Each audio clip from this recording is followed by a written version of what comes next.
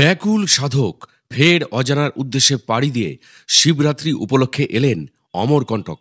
এখানে মা নর্মদার কোলে কিছুদিনের অবস্থানে প্রচণ্ড কঠিন যোগক্রিয়া অনুশীলনের শেষে চিত্রকূটে যাবার জন্য ট্রেনে চেপে বসলেন। কিন্তু পথের মধ্যে বাঁধল মহা গণ্ডগোল। ট্রেন যখন সাতনা স্টেশনে এলো, বাইরের দিকে তিনি দেখলেন যে প্ল্যাটফর্মে প্রায় 1000 খানেক লোকের এক বিশাল জমায়েত। ট্রেন থামার সঙ্গে সঙ্গে কিছু বুঝে উঠবার আগেই সেই বিপুল জনসমুদ্র কামরার মধ্যে প্রবেশ করে তার পথ রোধ করল। ট্রেন থেকে তাকে তারা নামিয়েই ছাড়বে। সমস্বরে তারা বলতে লাগলো, হে ব্রহ্মচারীজি, কৃপা করুন। হঠাৎ আপনার অন্তর্ধানে শোকগ্রস্তা আপনার মা আজ মৃত্যু পথযাত্রী, একবার দর্শন দিয়ে তার প্রাণ রক্ষা করুন। ঘটনার আকস্মিকতায় স্বরূপানন্দজি তখন তো দিশাহারা। এরপর সেই সমবেত জনতার মুখে তিনি যা শুনলেন তা হলো, বেশ কয়েক বছর আগে সাতনা শহরে এক যুবক বৈরাগী হয়ে যান। তার গর্ভধারিণী ঘটনার কারণে প্রচণ্ড আঘাত পান। দীর্ঘদিন পুত্র বিচ্ছেদের ব্যথায় কাতর সেই মহিলা হঠাৎ একদিন শুনলেন যে তার সন্তান রেল যোগে চিত্রকূট থেকে আসছেন। সেই জন্য পড়শিদের একত্রিত করে তিনি তখনই তাদের স্টেশনে পাঠিয়েছেন। যেমন করেই হোক বিভাগী পুত্রকে ফেরাতেই হবে। পড়শিরা এক্ষেত্রে ভুল করে সুদর্শন তরুণ সাধক স্বরূপানন্দকেই মহিলার সেই নিরুদ্দেশ হয়ে যাওয়া সন্ন্যাসী পুত্র মনে করে ঘরে ফেরানোর জন্য পীড়াপিড়ি করছেন। কিন্তু এর মধ্যেই ট্রেন স্টেশন ছাড়লে তিনি ভাবলেন যে এদের হাত থেকে নিষ্কৃতি পাওয়া গেল। কিন্তু পরিত্রাণ পাওয়া কি এতই সহজ ছিল? সাতনার পর যত স্টেশন আসতে লাগলো, প্রত্যেক জায়গাতেই প্রচুর লোকের ভিড়। তারা যে কোনো উপায় হোক নবীন মহাত্মাকে ঘরে নিয়ে যাবেই।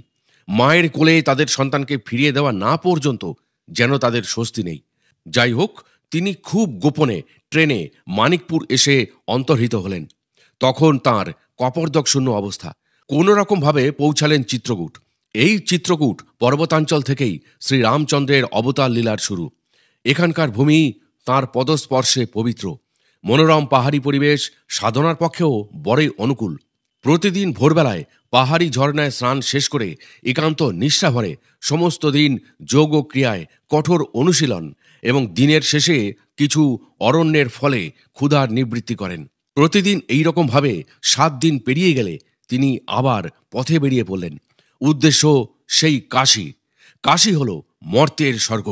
কিন্তু সরাসরি নয়, প্রয়াগ হয়ে তিনি পৌঁছালেন কাশী। একমাত্র বস্ত্র, লোটা আর চাদর সম্বল করে ঘর ছেড়েছিলেন। আর তা তো হয়ে গেল বেশ কয়েক বছর। তাই দিন যেন তার আর কাটতে চায় না। প্রচণ্ড অর্থ সংকট। এখন তিনি প্রায়শই অনাহারে থাকেন। তথাপি মনের মণিকোঠায় সবসময় তাঁর জ্ঞানান্বেষণের তীব্র আকাঙ্ক্ষা। কাশী হল সংস্কৃত শাস্ত্রচর্চার প্রধান ও শ্রেষ্ঠ কেন্দ্র। এখানে বিভিন্ন মঠ মন্দিরের অধীনে যেমন অসংখ্য সংস্কৃত টোল আছে, তেমনি শাস্ত্রজ্ঞ পণ্ডিতেরাও আলাদা করে অনেক পাঠশালা খুলে থাকেন। বেদ, বেদান্ত, বেদাঙ্গ, ন্যায়, বৈশেষিক, মীমাংসা, সাংখ্য ইত্যাদি শাস্ত্রজ্ঞান সম্যকভাবে আহরণ করাই তখন জীবনের তাঁর প্রধান লক্ষ্য। এই ক্ষেত্রে তরুণ ব্রহ্মচারীর পথে প্রধান অন্তরায় হল তাঁর গৈরিক বস্ত্র। মঠ, মন্দির বা পাঠশালা যেখানেই তিনি যেতে লাগলেন, সব জায়গাতেই তাকে একই কথা বলা হলো, হে আগন্তুক, আপনি যদি গৈরিক বস্ত্র পরিত্যাগ করে শ্বেত বস্ত্র পরিধান করেন, তাহলেই আমরা আপনাকে শাস্ত্র শিক্ষা পাঠ দিতে পারি। কিন্তু স্বরূপানন্দজিকে সর্বপ্রিয় গেরুয়া বস্ত্র বর্জন করে কেবলমাত্র শাস্ত্র অধ্যয়নের জন্য সাদা বস্ত্র ধারণ করতে হবে। সাধক তখন ভাবছেন, সমস্যার সমাধান কোথায়? পঠন পাঠনের জন্য বস্ত্র ছেড়ে সত্য ভ্রষ্ট হওয়া, নাকি আরও কিছুদিন ধৈর্য সহ অপেক্ষা করা? কিন্তু তিনি দ্বিতীয় পথটি অবলম্বন করলেন। অবস্থাও তখন চরমে উঠেছে। উপায় আর না দেখে এক খাবারের দোকানে পরিচালকের কাজ করলেন। কিন্তু 2-1 দিন পার হতে না হতেই তাঁর মন বিদ্রোহ করল। খাবারের বিনিময়ে এই ধরনের পেশা অবলম্বন করা তো অন্যায়।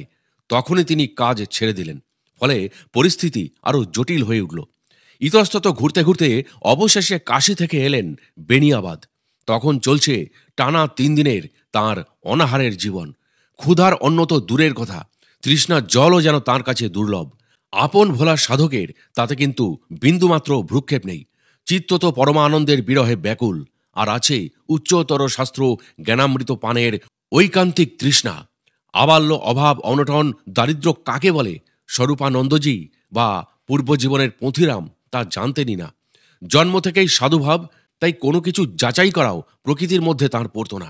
জীবন ধারণের জন্য মাধুকরী সেও ছিল তাঁর পক্ষে নিতান্ত অসম্ভব। এই রকম অবস্থায় প্রথম দুদিন কাটবার পর তৃতীয় দিন রাতে বেনিয়াবাদ স্টেশনে বসে যখন তরুণ তাপস ভবিষ্যৎ কর্মসূচির বিষয়ে গভীর চিন্তা করছিলেন, তখন এক অপরিচিত ব্যক্তি তার কাছে এসে বললেন, বাবাজি, আমি অনেকক্ষণ ধরে আপনাকে লক্ষ্য করছি। আমি আপনাকে গভীর চিন্তিত দেখছি। আপনার কি সমস্যা সেটা জানলে হয়তো আমি আপনার কিছু উপকার করতে পারতাম। আমি একজন সমাজসেবী। দেশ সেবাই আমার জীবনের ধর্ম। পরাধীন ভারত মাতার দাসত্বের শৃঙ্খলা মুক্তি আমাদের আজ লক্ষ্য। এই কাজে দায়িত্বশীল সব ভারতবাসীরই এগিয়ে আসা উচিত। দেশ ও মাতৃকা আজ তাঁর অশ্রু মোচন করে সন্তানদের ডাকছেন। সুতরাং আসুন, আপনিও দেশ সেবার মহান ব্রতে ব্রতী হন। কথাগুলো তরুণ সাধক স্বরূপানন্দের মানসপটে প্রবলভাবে আলোড়ন তুলল। তাঁর সুপ্ত জাতীয়তাবোধ জাগ্রত হয়ে উঠল। তিনি ভাবলেন, স্বাধীনতার এই আন্দোলনও হচ্ছে একটি মহান ধর্ম, যাকে আশ্রয় করে ভারতবাসী বাঁচবার চেষ্টা করছে। এরপর সেই সদাশয়ী ব্যক্তির সাথে তিনি আবার কাশীতে এসে তাঁরই চেষ্টায় এক বৈরাগী মঠে থাকবার স্থান পেলেন। সেখানে এক মহাত্মার কাছে তাঁর বিদ্যাচর্চাও শুরু হলো। সালটি ছিল 1941। এই সময় তিনি উত্তরপ্রদেশেই গাজীপুর জেলার ইচওয়াল গ্রাম সংলগ্ন রামপুর সংস্কৃত পাঠশালায় এসে ভর্তি হলেন। ইচওয়াল গ্রামে সদা জাগ্রত প্রভু বিছুরনাথ মহাদেবের মন্দির, গঙ্গা গোমতী নদীর সঙ্গমস্থল, শান্ত পবিত্র শ্রীমণ্ডিত গ্রামটিতে তাই সাধু সন্তদের আসা যাওয়া লেগেই থাকত। এখানকার নির্জনতা, ফসলে ভরা সবুজ প্রান্তর, আনন্দমণ্ডিত নিসর্গ সৌন্দর্যে তার মন একেবারে ভরে উঠল।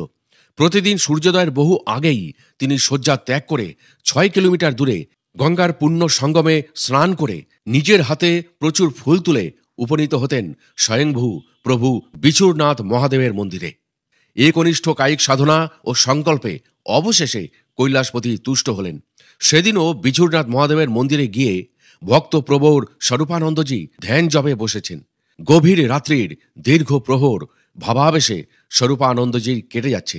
এমন সময় মন্দির গৃহ স্নিগ্ধ সূচি শুভ্র জ্যোতিতে পূর্ণ করে জটাজট মণ্ডিত রজত গির সন্নিভ মহাদেব আবির্ভূত হলেন স্বরূপানন্দের চোখের সামনে। দেবকণ্ঠে ধ্বনিত হয়ে উঠল, হে বৎস, যে মনোরথ নিয়ে তুমি সাধনায় বসেছিলে তা অবশ্যই পূর্ণ হবে।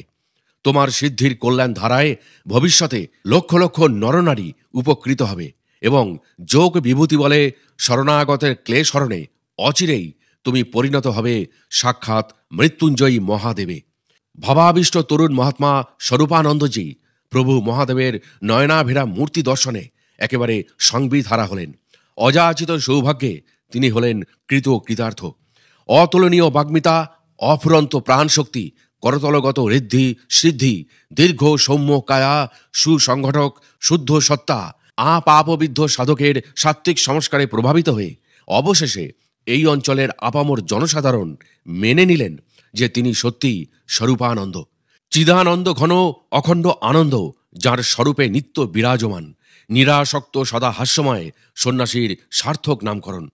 তাঁর সৎ চরিত্র প্রখর ব্যক্তিত্বে প্রভাবিত হয়ে পাঠশালারই শিক্ষক শ্রী ভোলা সিংজি ও ইচওয়াল গ্রামেরই আরও কয়েকজন মিলে গ্রামে বসবাস করার জন্য তাঁর জন্য একটি কুঠির নির্মাণ করিয়ে দেন।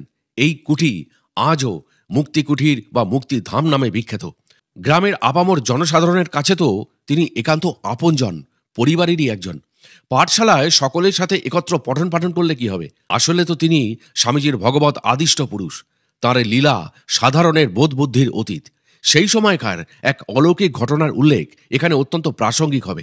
অতি প্রাকৃত অত্যুগ্র বুদ্ধিধর স্বামী স্বরূপানন্দজি রামপুর পাঠশালায় থাকাকালীন একই সঙ্গে একই সময়ে দুই হাতে ভিন্ন ভিন্ন বিষয় লিখতে পারতেন।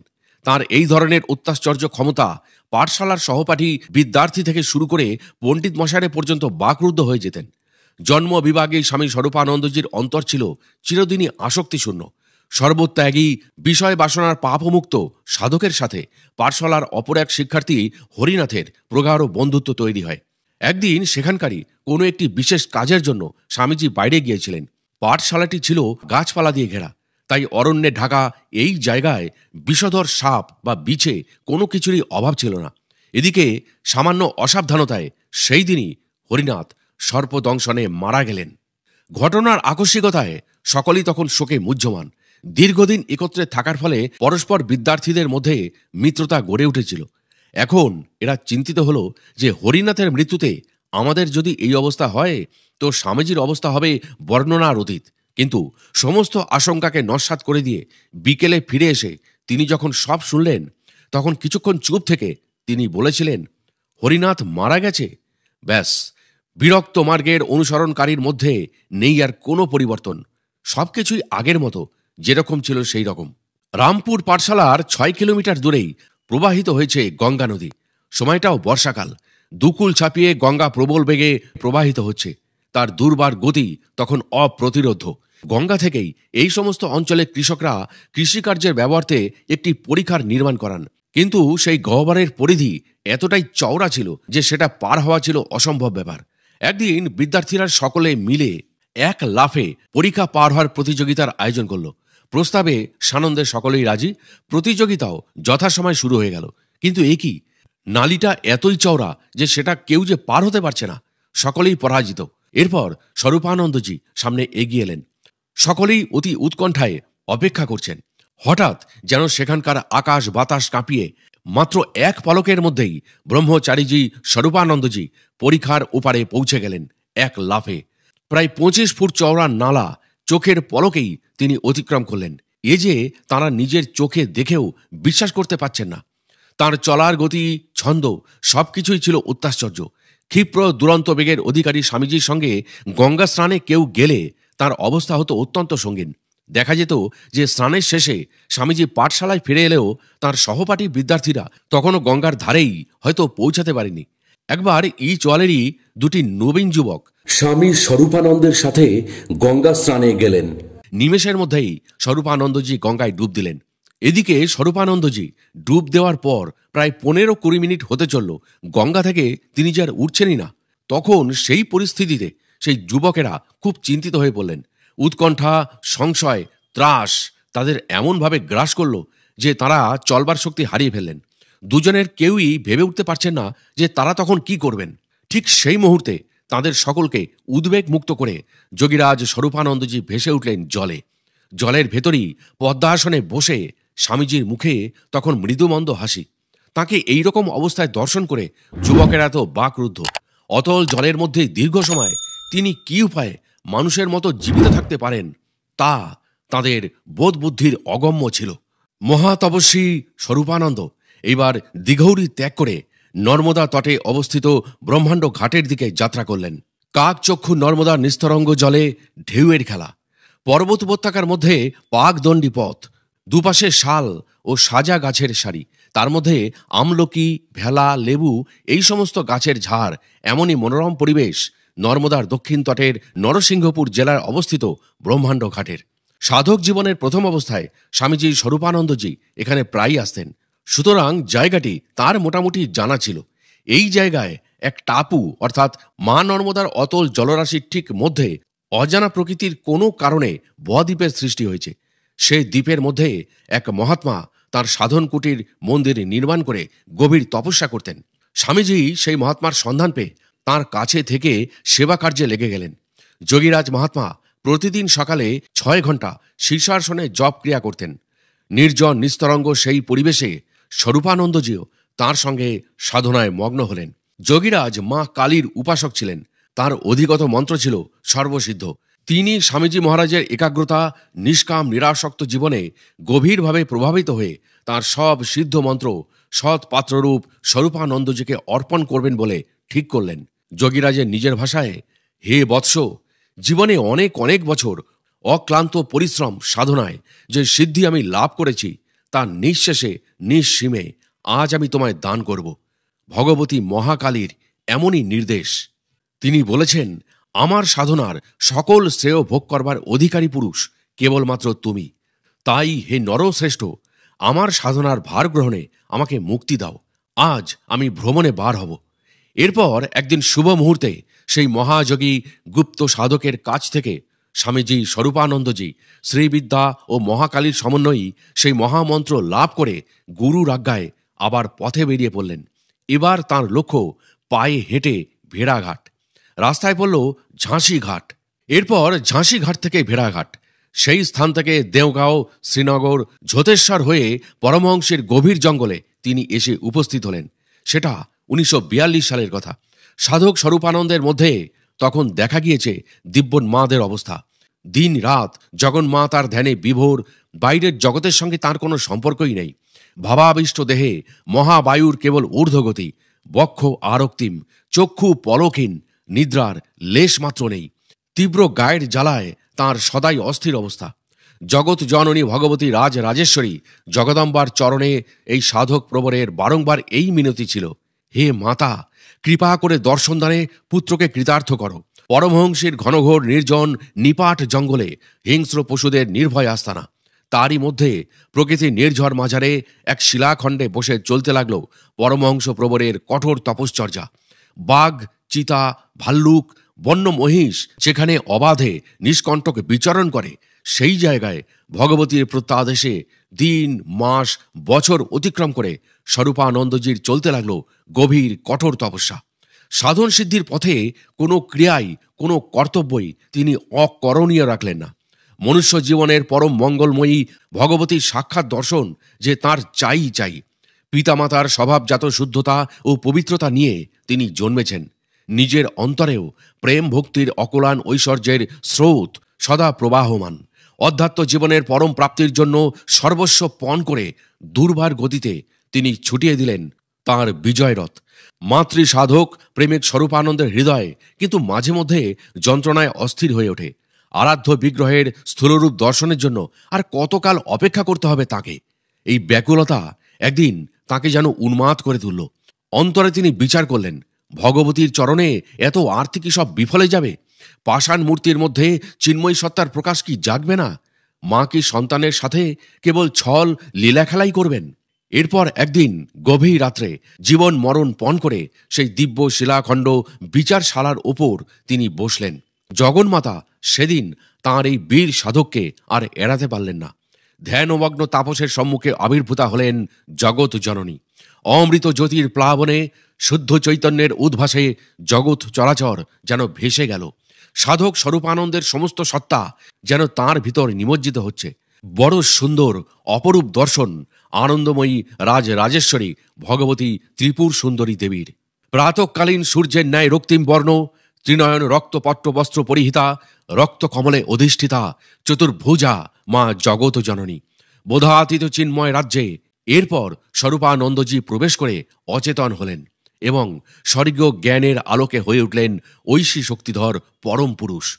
কাম, ক্রোধ, লোভ, মায়া, মাৎসর্যের আহুতিতে তাঁর চিত্তে জাগল ব্রহ্মজ্ঞান। কুণ্ডলিনীর জাগরণে তিনি হয়ে উঠলেন আত্মজ্ঞানী। পরদিন ভোরবেলায় চলবার শক্তিহীন দেহে যখন তার সংঘাত দেখা দিল, তখন তো সাধকের মহাজীবন নূতনতর চিৎ শক্তি নবীন প্রাণের আস্বাদে একেবারে পরিপূর্ণ। ব্রহ্মময়ীর আবির্ভাবে সমস্ত অন্তরাত্মায় তাঁর এক অপার্থিব আনন্দের ঢেউ। জগজ্জননীর দিব্য প্রকাশ ও অলৌকিক অনুভূতিতে সাধক স্বরূপানন্দের একেবারে অভিভূত অবস্থা। কিন্তু মাত্র একবার ইষ্ট দর্শনে কি তার দেহ মনে পরিপূর্ণতা জাগবে? তাই ইষ্ট বিরহে আবার তার শুরু হলো যন্ত্রণা। আর এই যাতনা যেন আগের থেকে আরো বেশি। তখন শুরু হলো আরো কঠিন জীবন সংগ্রাম, আরো নিবিড় অনুশীলন।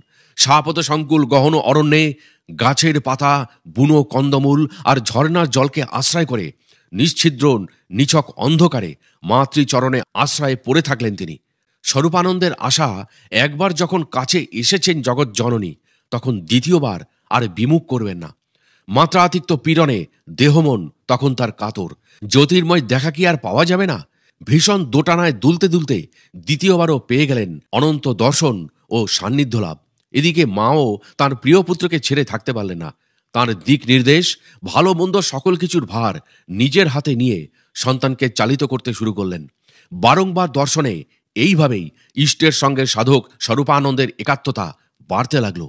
কিন্তু শুধুমাত্র শ্রীবিদ্যার উপাসনা নয়, নর্মদা তীরে যোগীরাজের কাছ থেকে পাওয়া মহাকালীর মন্ত্রেরও সাধনা তিনি শুরু করলেন। ভগবত ভাবময় বেশ কিছুকাল এই নিভৃত জীবনযাপনের শেষে স্বামী স্বরূপানন্দজি ঝৌত গ্রামে গৌরীশঙ্কর মন্দিরে এসে বসবাস ও নতুন সাধনা শুরু করলেন। তখন তিনি এই গ্রামের শিশুদের শিক্ষাদানেও ব্রতী হলেন। ভগবতী নিজের মুখে একদিন স্বরূপানন্দজিকে আদেশ দিলেন, বৎস, আমার অর্থাৎ ভগবতী রাজরাজেশ্বরী মহাত্রিপুর সুন্দরীর প্রচার ও প্রসারার্থে তুমি দিকে দিকে মন্দির প্রতিষ্ঠা করো। তবে সর্বপ্রথম এই স্থানেই মন্দির নির্মাণের লক্ষ্যে সংকল্প পূজা সমাধান করো। তোমার শুভ আবির্ভাব হয়েছে লোক শিক্ষার জন্যই। তোমার চিহ্নিত মার্গে গমন করে একদিন লক্ষ লক্ষ নরনারী উদ্ধার পাবে। তাই সঠিকভাবে তুমি নিজের শরীরের যত্নও নাও। এরপর আর পিছনে ফিরে তাকানো নয় স্বরূপানন্দজির জীবনে। ভগবতী মহারানীর মন্দির নির্মাণের জন্য ভিত্তিপ্রস্তর স্থাপন হয়ে গেল। স্বামী স্বরূপানন্দজির ভক্তরা তার ইচ্ছার কথা জেনে সেখানেই তার বাস করার জন্য একটি কুটির তৈরি করে দিল। আর স্বামীজির প্রচণ্ড উৎসাহে মন্দির গাঁথার কাজও ধীরে ধীরে এগোতে লাগলো।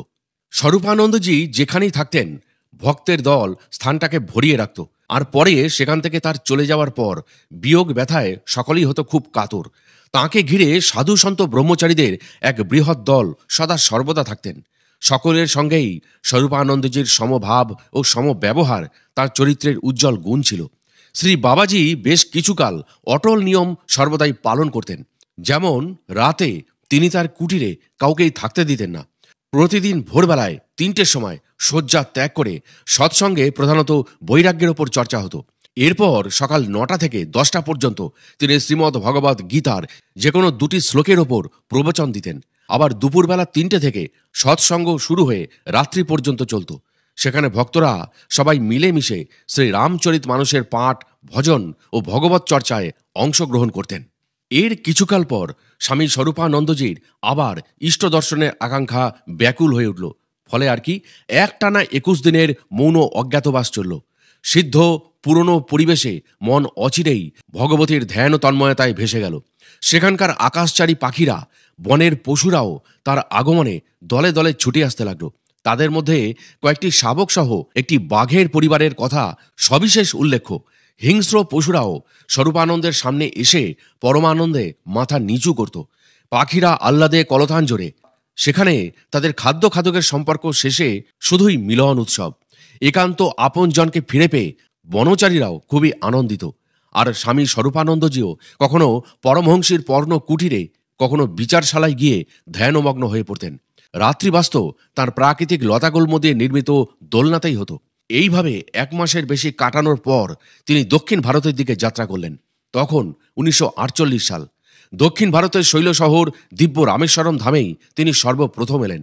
এখানে দর্শন শেষ করে তামিলনাড়ুর তিরুভান্নামালাইয়ের অরুণাচল পর্বতে মহর্ষি রমণের আশ্রমে যেতে তিনি মনস্থির করলেন। দেবাত্মা অরুণগিরি, অতুলনীয় মহিমা, অনির্বচনীয় মৌনতায় উজ্জ্বল, ভাস্বর যুগাতীত। আচার্য শঙ্করের নামাঙ্কিত মেরু পর্বত অরুণাচলে স্বয়ং মহেশ্বর আবির্ভূত হয়েছিলেন। জ্যোতির্ময় লিঙ্গরূপে তিনি আজও সেখানে বিরাজমান। সাধকের সিদ্ধিদাতা, মরজগতের প্রাণস্বরূপ সেই পর্বতে মহর্ষি রমণের আশ্রম। পবিত্র সেই পাহাড়ে অসংখ্য গুহা ছিল, যা বিভিন্ন সময় বহু সাধকের সাধন স্থলী ছিল। আজও সেই মহাসাধকেরা সেখানে সূক্ষ্মদেহে বিচরণ করেন। 1957 সাল। স্নেহ, বাৎসল্য, ত্যাগ, পবিত্রতার প্রতিমূর্তি সাধক স্বরূপানন্দের গর্ভধারিণী গিরিজামা পুণ্যতোয়া মা নর্মদার কোলে ভেড়াঘাটে 1 মাসেরও বেশি ব্যাপী বৈশাখী স্নানের শেষে জ্যৈষ্ঠ মাসের প্রথম দিনেই দেহরক্ষা করলেন। প্রাণপ্রিয় পথিরামী যখন সংসার ত্যাগ করে বৈরাগ্য অবলম্বন করেছিলেন, জননী গিরিজাও দিঘৌরীর বাস প্রায় তুলে দিয়ে এখানে ওখানে ঘুরে বেড়াতেন। আর জীবনের শেষ দিকে তো তার প্রধান আশ্রয় ছিলেন মা নর্মদা। স্বামী হারানো ও পুত্রের সন্ন্যাস গ্রহণ তাঁর সংসার আসক্তি ছিন্ন করেছিল। তাই আমৃত্যু সাধুসেবী গিরিজা মা যখন মর্তলোক ত্যাগে অমৃতলোকে যাত্রা করলেন, তখন তার অন্যান্য সন্তানদের মতো তাঁর অতি আদরের পথিরামও অর্থাৎ দণ্ডী স্বামী শ্রী স্বরূপানন্দ সরস্বতীজি মহারাজও মাকে চির বিদায় জানাতে সেখানে উপস্থিত হন। শঙ্করাচার্যের পদাভিষেকের আগেই ভগবৎ পাদ আদ্য শঙ্করের জীবনীর সঙ্গে কি মিল, কত একাত্মতার স্বামী স্বরূপানন্দজির। এরপর উজ্জয়িনীতে শুরু হলো পূর্ণকুম্ভ। 12 বছর শেষে সিংহ রাশিতে পূর্ণকুম্ভ হয়। ফলে লক্ষ লক্ষ সাধু সন্ন্যাসীর সমাবেশে মেলা তখন একেবারে জমজমাট। স্বামীজিও সেই সময় উজ্জয়িনীতে উপস্থিত হলেন। এখানকার ভরথেরি গুহার কথা তিনি বহুদিন ধরে শুনে আসছিলেন। ফলে দর্শনের জন্য তিনি সেখানে গেলেন। বর্তমানের উজ্জয়িনী হল পূর্বের অবন্তিকা শহর। রাজা বিক্রমাদিত্যের বৈমাত্র ভাই ভৃত্যহরির নাম অনুসারেই গুহাটির নামকরণ হয়েছে। সংসারে বৈরাগ্য আশায় তিনি দেশ ত্যাগে নিভৃত নিরালায় পাহাড়ের কোলে এই গুহাটিকে সাধনার ক্ষেত্ররূপে বেছে নেন। ভৈরবের উপাসক ভৃত্যহরি যখন কঠোর তপস্যায় রত ছিলেন, তখন সুরাধিপতি ইন্দ্রদেবের মনে ভয়ের সঞ্চার হয়। তিনি বজ্র প্রয়োগ দ্বারা পাহাড়টিকে দ্বিখণ্ডিত করে দিলে ভৃত্যহরি কেবলমাত্র একটি হাতেই গুহাটিকে রক্ষা করেন। গুহাটি আজও ওই রকম অবস্থাতেই আছে। নাথ সম্প্রদায়ের সর্বশ্রেষ্ঠ তীর্থ ভর্তেহরি গুহায় রয়েছেন স্বয়ং কাল ভৈরবজি। ভৈ শব্দের অর্থ ভীত, রব শব্দের অর্থ ত্রাস, অর্থাৎ যাঁর ভয় সূর্যোদয় ও সূর্যাস্ত হয়, অগ্নি যাঁর আজ্ঞায় প্রজ্বলিত হন, যাঁর আদেশে বায়ু প্রবাহিত হয়, দেবতা ও গ্রহরা যাঁর ভয়ে নিজের নিজের কর্মে ব্যস্ত থাকেন, সমস্ত ব্রহ্মাণ্ডের ভরণ পোষণ, সকল নিয়ম নীতি নির্ধারক সেই কাল ভৈরবের সাধনা স্থল হল এই গুহা। অনেক চওড়া গুহার ভেতরে বায়ুমণ্ডলে রয়েছে আশ্চর্য রকমের স্পন্দন। সুতরাং শিবের উপাসক স্বরূপানন্দজিকে স্থানটি সহজেই মোহিত করে দিল। ফলে আর কি, ভৈরব সাধনার উপযুক্ত এই ক্ষেত্রে স্বরূপানন্দজির চলল বেশ কিছুদিন ধরে নিবিষ্ট একাগ্র চিত্তে সুদীর্ঘ তপস্যা। রাজ আনন্দপুরে অবস্থানকালে ভক্তদের সঙ্গে স্বরূপানন্দজি যখন প্রতিদিন প্রাতঃ ভ্রমণ করতেন, সেই সময় একদিন রাজ পরিবারের আগ্রহে তিনি গ্রাম সমীজে এসে উপস্থিত হলেন। দুটি নদীর সঙ্গমে মনোমুগ্ধকর আকর্ষণীয় দৃশ্য তাকে স্তব্ধ করে দিল। তিনি এদিক ওদিক বিচরণ করতে করতেই হঠাৎই সেই অলৌকিক স্থানে এসে পৌঁছালেন, যেখানে ভগবান শিব শঙ্করের এক প্রাচীন লিঙ্গ ছিল। জায়গাটি খুবই সাধারণ, আর সেই রকমই সাধারণ একটি চাতালের উপর লিঙ্গটির অবস্থান। আশেপাশে সেখানে বনলতা, নাম না জানা অসংখ্য বুনোফুলের বাগিচা। এই জঙ্গল তার মায়ায় যখন স্বরূপানন্দজিকে আচ্ছন্ন করে ফেলেছিল, হঠাৎ তখনই সাপের মতো বেষ্টিত এক ব্রহ্ম পলাশ লতার দিকে তাঁর দৃষ্টি গেল। কিছুক্ষণ সেইখানে তিনি ধ্যানমগ্ন হলেন। প্রত্যক্ষদর্শী ভক্ত হৃদয় উদ্বেল করে সমস্বরে একটি ভাষাই তখন বেরিয়েছিল, স্বয়ং ভগবান শিবশঙ্কর মানবরূপ ধারণ করে আজ আমাদের মাঝে যেন উপস্থিত। ধ্যান ভঙ্গ হলে স্বরূপানন্দজি ঘোষণা করলেন, সনাতন ধর্মের প্রচার প্রসার ও হিন্দু সংস্কৃতি সংরক্ষণে এই জায়গায় একটি আশ্রম প্রতিষ্ঠা একান্তই দরকার। ফলে অত্যন্ত আগ্রহের সাথে সেখানে নির্মাণের কাজ শুরু হলো। যাই হোক, এরপরে প্রায় 40 বছর আগেকার ঘটনা। আষাঢ় মাসের উত্তাল কালী কোকিলা প্রবল জলোচ্ছ্বাসে সেইবার নৌকাও নদী থেকে ভেসে গিয়েছিল। শ্রীগুরু মহারাজজি ও আশ্রমের সেবক ব্রহ্মচারী এবং শিষ্যরা গরুর খড় ভুসি ইত্যাদি নিয়ে নদী পারাপার করতেন। এমন সময় আষাঢ় মাসের শুভ শুক্লা দ্বিতীয়া তিথিটি উপস্থিত হল। নব কলেবরে শ্রী শ্রী জগন্নাথ দেবের পরম পবিত্র রথযাত্রার উৎসব তখন। শ্রীগুরু মহারাজজির উপস্থিতিতে সেবার বিশ্বকল্যাণ আশ্রমে নতুন উৎসাহ, অভিনব উদ্দীপনা। ভক্তরা তাদের শ্রীগুরু মহারাজকে জগন্নাথ রূপে রথে আসীন অবস্থায় দেখতে চায়। এরপর রথ নির্মাণ করে তাতে শ্রী মহারাজজিকে আসীন করা হলো। শ্রী শ্রী জগন্নাথ দেবের ছবিটি কোলে নিয়ে তিনি আনন্দে অভিভূত হলেন। ভগবানরা সমবেতভাবে জয় জগন্নাথ, জয় শ্রীগুরু মহারাজ ধ্বনি দিতে দিতে রথের রশিতে টান দিল। রথ অবলীলায় গড়গড়িয়ে গুরু মন্দির থেকে বিশ্বরূপেশ্বর মহাদেব মন্দির পর্যন্ত চলল। সেই আনন্দ উৎসবে সামিল হয়ে ভক্ত শিষ্যরা কৃতার্থ হয়েছিল। আবার শিবরাত্রিতে শ্রীগুরু মহারাজজি যখন আশ্রমে থাকতেন, তখন কোনো দিন সকলে মিলে নদী পাহাড়ে বনভোজনের উদ্দেশ্যে যেতেন। সেই বনভোজে সকলের যোগদানের সমান অধিকার ছিল। একবার সকলে মিলে নন্দী পাহাড় অভিযানে গিয়েছিলেন। পাহাড়ে ওঠার সময় দেখা গেল সবার আগে শ্রীগুরু মহারাজজি সবার আগে উঠলেন। সেইখানে ঘুরে বেড়ানোর সময় সকলের নজরেই একটি গুহা পড়ল। সামনের ভাগটি তার ছোট ছিল, কিন্তু ভেতরটি ছিল চওড়া, আর গুহার সামনে একটি সজারু দাঁড়িয়েছিল। শ্রীগুরু মহারাজজি ভক্ত শিষ্য সমেত সেখানে উপস্থিত হতেই সজারুটি গুহার মধ্যে পালিয়ে গেল। স্বরূপানন্দজি এই ঘটনায় বিন্দুমাত্র ভয় না পেয়ে, বিচলিত না হয়ে গুহায় প্রবেশ করে গভীর ধ্যানে মগ্ন হলেন এবং বহু অনুসন্ধান করেও সেখানে কিন্তু কোনো সজারু বা কোনো হিংস্র প্রাণী দেখা গেল না। বিশ্বকল্যাণ আশ্রমের পার্শ্ববর্তী গ্রামগুলিতে স্বরূপানন্দজি প্রতিদিন সকালবেলায় ভ্রমণে যেতেন। গ্রামের আদিবাসী শিশুদের সাথে তাঁর সুনিবিড় স্নেহের সম্পর্ক ছিল। তাদের পোশাক পরানো, তাদের সঙ্গে খেলাধুলা করা স্বরূপানন্দজির নিত্য নৈমিত্তিক কাজের মধ্যে পড়ত। এইভাবে বনবাসীদের সাথে মহারাজজি শ্রী শ্রী স্বরূপানন্দজির সরস্বতীর সুসম্পর্ক গড়ে উঠেছিল।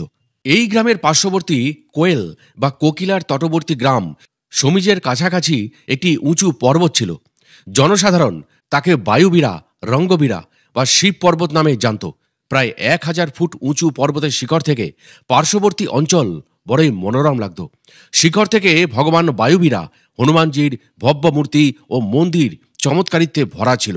বিশ্ব কল্যাণ আশ্রমের বনবাসী শিবির চলাকালীন এই মূর্তি প্রকট হয়েছিলেন।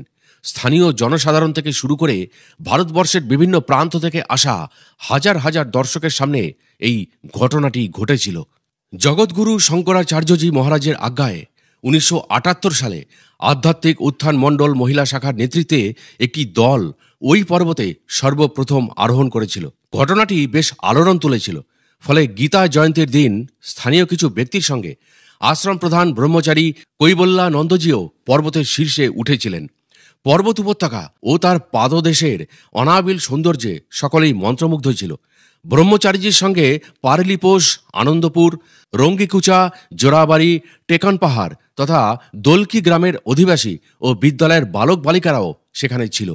তাদের মধ্যে কেউ কেউ সেখানে কীর্তন, আবার কেউ কেউ আশেপাশের পাথর একত্র করে সাজিয়ে তার মধ্যে হনুমানজির প্রতীক হিসাবে সিঁদুর লেপে পাথরে পূজা শুরু করে দিল। সামনের শিব মন্দির ও শিবাকার শিব পর্বতে ভগবত প্রেরণায় ব্রহ্মচারীজিও শিলাখণ্ডের ওপর বসে সরঙ্গ রুদ্রপাঠ করতে লাগলেন। তাঁদের এই উৎসব অনুষ্ঠান পূজা পাঠ সম্বন্ধে ব্রহ্মচারীজি মহারাজজিকে পত্র লিখলে তিনি চাইবাসা থেকে একটি ছোট হনুমানজির মূর্তি সেখানে পাঠান। 1979 সালের 19 ফেব্রুয়ারি আশ্রমে নিঃশুল্ক চিকিৎসা শিবির পূজ্য স্বরূপানন্দজির হাতে উদ্ঘাটনে স্থির হয় যে 24 ফেব্রুয়ারি শনিবার শ্রী হনুমানজির মূর্তিতে প্রাণ প্রতিষ্ঠা হবে। কিন্তু হঠাৎ ভয়ঙ্কর বিপর্যয়। বাক্স থেকে মূর্তিটি বার করার সঙ্গে সঙ্গে দেখা গেল সেটি ভেঙে গেছে। নিরাশাগ্রস্ত ব্রহ্মচারীজি ঘটনাটি পূজ্য স্বামীজিকে জানালে তিনি শুধু বললেন, চিন্তিত হইও না, দ্বিতীয় মূর্তিটি সঙ্গমেশ্বর মহাদেবের মন্দিরের কাছেই আছে। এরপর আর কি করা যায়? পূর্ব নির্ধারিত সময় অনুসারেই অনুষ্ঠানটি অনুষ্ঠিত হল। 24 ফেব্রুয়ারি সকালবেলায় স্বামী স্বরূপানন্দজি হাজার হাজার ভক্তদের সঙ্গে সংকীর্তন করতে করতে পর্বতের শিখরে পৌঁছে গেলেন এবং সেই শিলাখণ্ডেই বসলেন যেখানে ব্রহ্মচারীজি রুদ্রপাঠ করেছিলেন। হঠাৎ তাঁর কীর্তনের শেষে ধ্যানস্থ অরুণকিরণ তেজ রাশিতে উদ্ভাসিত মুখমণ্ডল, দেব দুর্লভ তনু ঈষৎ কম্পিত হয়ে তাঁর চোখ দুটি খুলে গেল এবং তখনই সেখানে ব্রহ্মচারী শ্রী সুবোধানন্দজির উপর ভগবত আবেশ ছড়িয়ে পড়ল। এই দৃশ্য প্রথমে দর্শকদের মনে সামান্য ভয়ের সৃষ্টি করলেও পেছনে আসলে দৈবী শক্তির আভাস যে রয়েছে সেটা সকলে বুঝতে পারলেন। এরপর জলদ গম্ভীর স্বরে শ্রী মহারাজ প্রশ্ন করলেন, আপনি কে? উত্তর এলো, আমি হনুমান। পূর্ব থেকেই এই জায়গায় আমার মূর্তি থাকবার কারণে আমার নতুন মূর্তির আর প্রয়োজন নেই। শ্রী মহারাজজি তাকে আবার জিজ্ঞাসা করলেন, সেই মূর্তি কোথায়? আবেশাবিষ্ট বা ভরে ব্রহ্মচারীজি বন্য লতা বেষ্টিত একটি পাথর দেখালে তার তলা থেকে ধূলি ধূসরিত বহু পুরনো হনুমানজির একটি মূর্তি উদ্ধার হয়। পূজ্য শ্রীচরণ মূর্তিটি হাতে নিয়ে ব্রহ্মচারীজির মাথা স্পর্শ করাতেই তিনি আবেশ বা ভরমুক্ত হলেন। ভারতবর্ষের উত্তরে পর্বতরাজ হিমালয় অনাদিকাল থেকে সন্ত মহাত্মাদের তপস্থলী। সাধনার এই ধারাকে অক্ষুণ্ণ রেখে আজও এখানে উচ্চকোটির সিদ্ধ সাধক, ঋষি, মুনি, তপস্বী স্থূল কিংবা সূক্ষ্ম দেহে চিরজীবী হয়ে তপস্যায় রত আছেন। ভাগ্যবান ভক্তদের এরা কখনো কখনো দর্শন দিয়েও থাকেন। জ্যোতিষপীঠের প্রথম আচার্য ত্রিকোটাচার্য মহারাজ সিদ্ধ তাপস শিরোমণি ছিলেন। তিনি গুরু কৃপায় দিব্য আয়ু প্রাপ্ত হয়ে 2500 বছর ধরে নিজ গুহায় বসবাস করছেন। জ্যোতিষপীঠের বর্তমান আচার্য এই তথ্য সম্পর্কে অবগত ছিলেন। তাই তিনি যখন কেদারনাথ, বদ্রীনাথ ধামে যাত্রা করেছিলেন, আশ্রম প্রতিষ্ঠার জন্য কিছু জমি কিনে সেখানে নির্মাণ কার্য শুরু করেন। সেই কাজ শুরু হওয়ার অল্প কিছুদিনের মধ্যেই হঠাৎই তিনি ধ্যানমগ্ন অবস্থায় সেই স্থানের সন্ধান পেলেন যেখানে এই গুম্ফা অবস্থিত।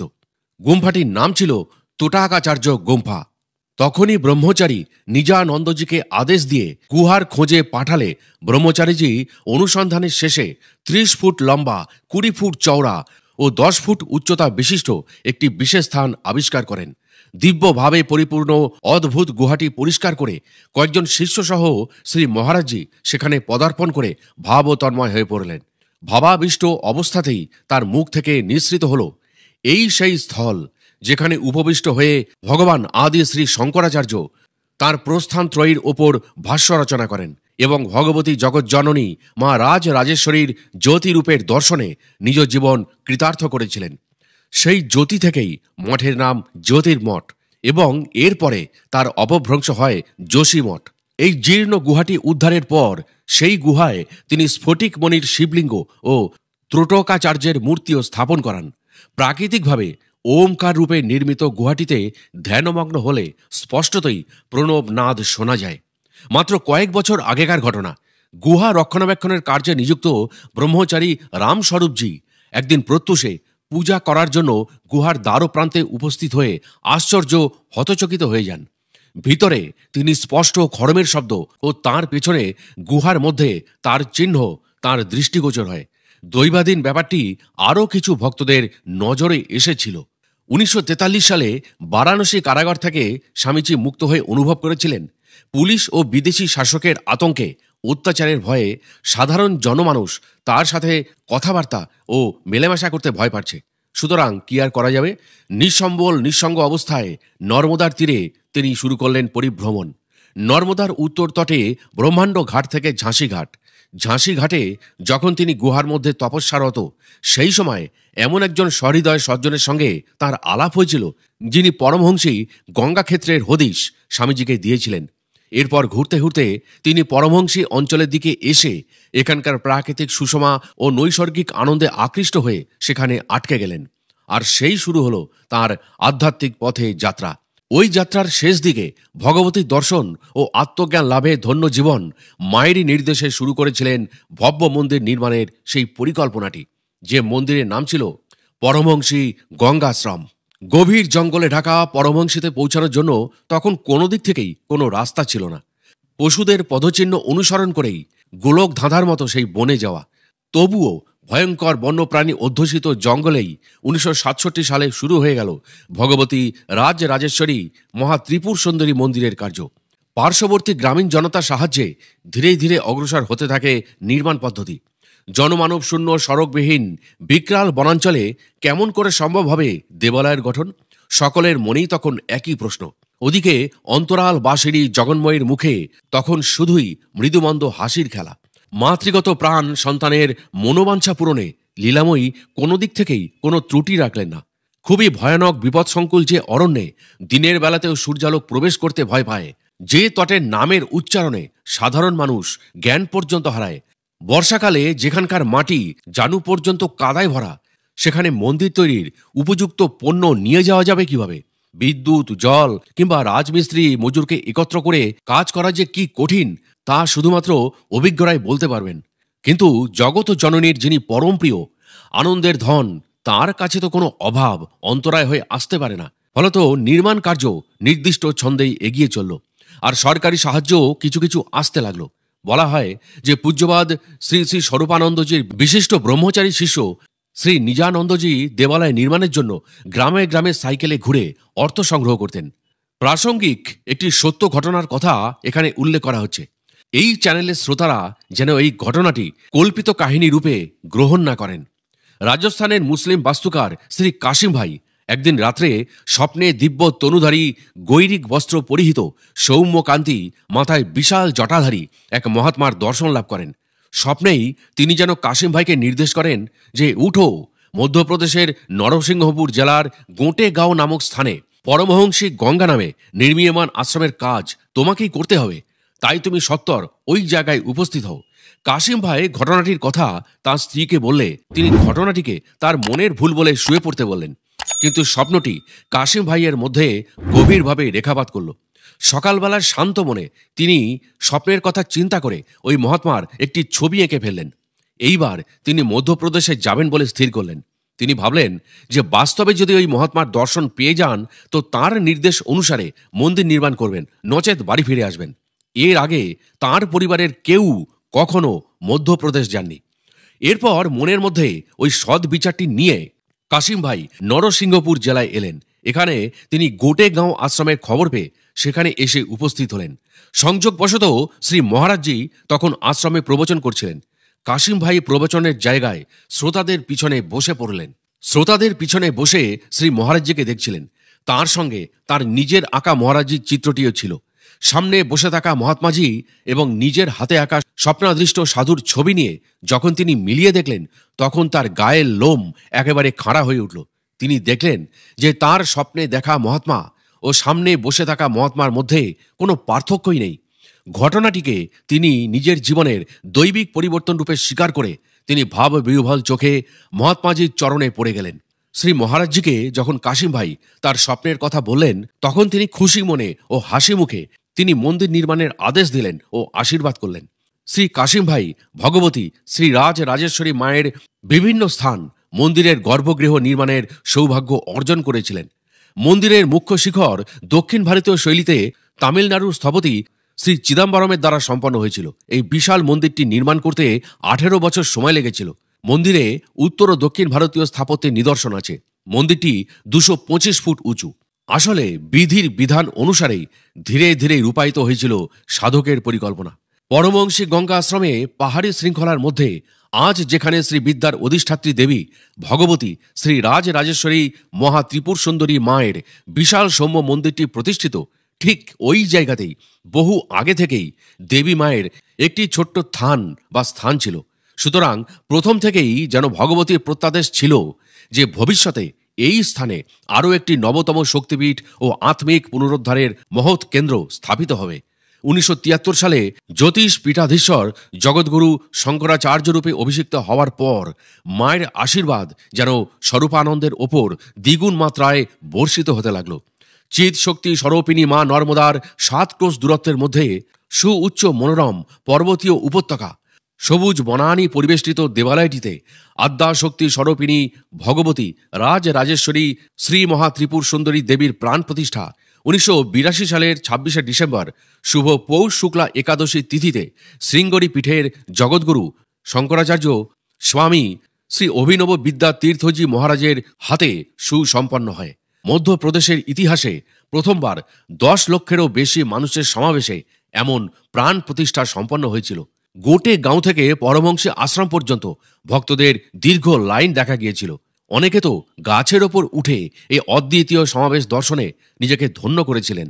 আজও দেশ বিদেশের বহু দর্শনার্থী ভগবতী জগদম্বার পূজা অর্চনা দর্শন করে মনোবাঞ্ছিত ফল লাভ করে থাকেন। ভগবান শ্রী সিদ্ধেশ্বর মন্দিরে স্বরূপানন্দজি যখন তপস্যায় রত ছিলেন, তখন অনেক সিদ্ধ মহাপুরুষের দর্শন তিনি লাভ করেছিলেন।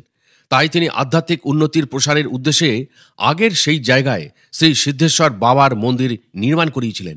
33 ফুট উচ্চতা বিশিষ্ট সুন্দর কলাকৃতিতে সমৃদ্ধ এই মন্দিরটির মধ্যে পূজ্য শ্রীচরণ 1987 সালের 11 ইঞ্চি উচ্চতা ও 75 কিলোগ্রাম ওজনের একটি স্ফটিক মণির শিবলিঙ্গে প্রাণ প্রতিষ্ঠা করেছেন। এই মন্দিরের ঠিক সামনে অতি প্রাচীন অপর একটি শিবলিঙ্গ আছে, যেখানে দিবারাত্র ধুনি জ্বলে।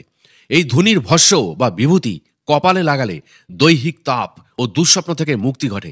শ্রী শ্রী পূজ্য মহারাজজি বা স্বরূপানন্দজি বলেছিলেন যে এই মন্দিরে 7 বার পরিক্রমা শেষে ফলের প্রাপ্তি হয়। প্রথমবার আমি যখন এই স্থানে আসি, তখন এখানে কিছু ছোট্ট ছোট্ট পাথরের ওপর একটি পতাকা ও 2টি পাদুকা দেখেছিলাম। স্থানটি অলৌকিক দিব্য অনুভূতিতে পরিপূর্ণ। ধ্যানযোগ গুহাটি শ্রী সিদ্ধেশ্বর মহাদেবের মন্দিরের উত্তর পশ্চিমের পাহাড়ি শিলা কেটে নির্মাণ করা হয়েছিল। প্রাচীনকালে ঋষি মুনিরা যেমন পর্বতের গুহায় একা তপস্যা করে সিদ্ধত্ব অর্জন করতেন, সেই রকমই পরমহংসী গঙ্গা আশ্রমেও পূজ্য শ্রী শ্রী মহারাজজি বা স্বরূপানন্দজি সরস্বতী মহারাজ 1-2 দিন নয়, পুরো 3 বছর ধরে বিশ্বের কল্যাণের জন্য গুপ্ত সাধনা করে সিদ্ধি লাভ করেছিলেন। পাথরের এই গুহায় তপস্যা করেই পূজ্য শ্রী গুরু মহারাজজি তত্ত্বজ্ঞান লাভ করেছিলেন। ব্রহ্মচারী নিজানন্দজির অক্লান্ত পরিশ্রম নিষ্ঠায় এই গুহা আজ আশ্রমের সম্পদ। গুহার বাইরের দিকটি দেখতে ছোট লাগলেও ভিতরে ধ্যানে বসবার যথেষ্ট জায়গা রয়েছে। আশ্রমের কাছাকাছি বসবাসকারী গ্রামবাসীরা বলেন যে যখন স্বামীজি গুহায় বসে তপস্যা করতেন, তখন 2টি বাঘ গুহার প্রবেশপথে বসে পাহারা দিত, যেন বিতরাগ মহাপুরুষের তপস্যায় কোনো বিঘ্ন না ঘটে। ঘটনাটি দৈবী শক্তির প্রত্যক্ষ প্রভাবেই সম্ভব। এখানে যেন ভক্ষকই রক্ষকের ভূমিকা পালন করত। সাধক অলৌকিক রহস্য ইউটিউব চ্যানেলের পক্ষ থেকে স্বামী শ্রী শ্রী স্বরূপানন্দ সরস্বতীজি মহারাজের চরণ কমলে রইল শতকোটি প্রণাম।